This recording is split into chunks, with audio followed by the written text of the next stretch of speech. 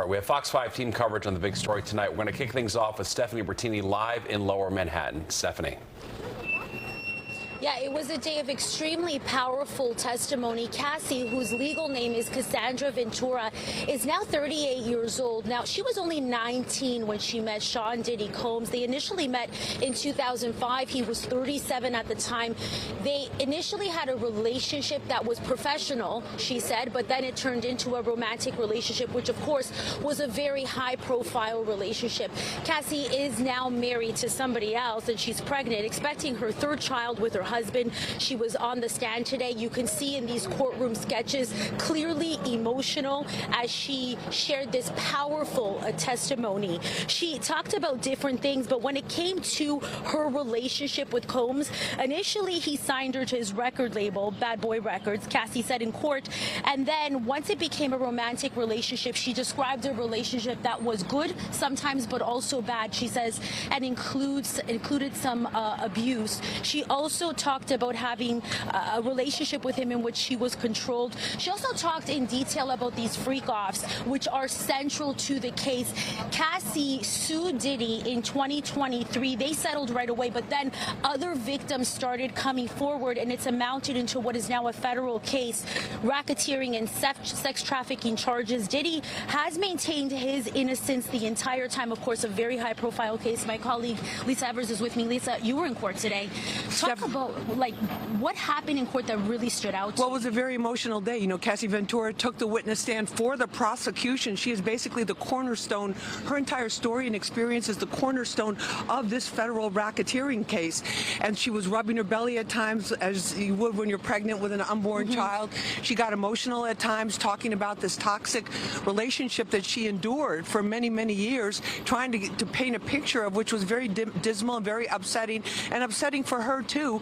At times, she actually broke down. We saw her reaching repeatedly for tissues to try to blot away the tears, Steph. And she talked in detail about these freak-offs, Lisa? She did, and she said they started within the first year after her personal relationship with Sean Combs began, that they happened, they'd last from 1 to 4 days. It was almost always her having sex with a male sex worker while Combs watched. Sometimes he would get involved and participate. There was a lot of testimony about baby oil. He had a thing about baby oil. It all started with baby oil massages. He would be involved with it, and she would have to end up eventually booking these male escorts under the name Jackie Star. That was her code name, her pseudonym, to get them to come to these freak-offs, which were happening with such regularity that she felt totally degraded, and she felt that's all she was good for. Did you notice his demeanor while she was testifying? Yeah, there was one point where Combs was kind of shaking his head a little bit, and then one of his attorneys put his hand on his shoulder, basically like, just calm down. But I think the thing that was really important today was yesterday we saw his 3 daughters walk out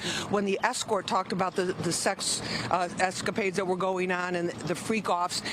His entire family was there today, all the adult children, the sons, and those 3 girls who had to leave the court yesterday because they were apparently so upset by that very disturbing testimony that we all heard, Steph. So this testimony, Cassie, we learned a bit about her life, at least this section of her life. What did she say that kind of painted that picture? Well, she said when she first met Combs, she was on a high because she had, a 10-album record deal with Bad Boy Records, which was the hottest label at the time. But it quickly became clear that he was interested in her personally. Their personal relationship developed, and basically he and his staff took control over every aspect of her life in terms of her finances, in terms of where she lived, and she was constantly trying to please him. She was asked by the prosecutor, why did you stay with him for these freak-offs?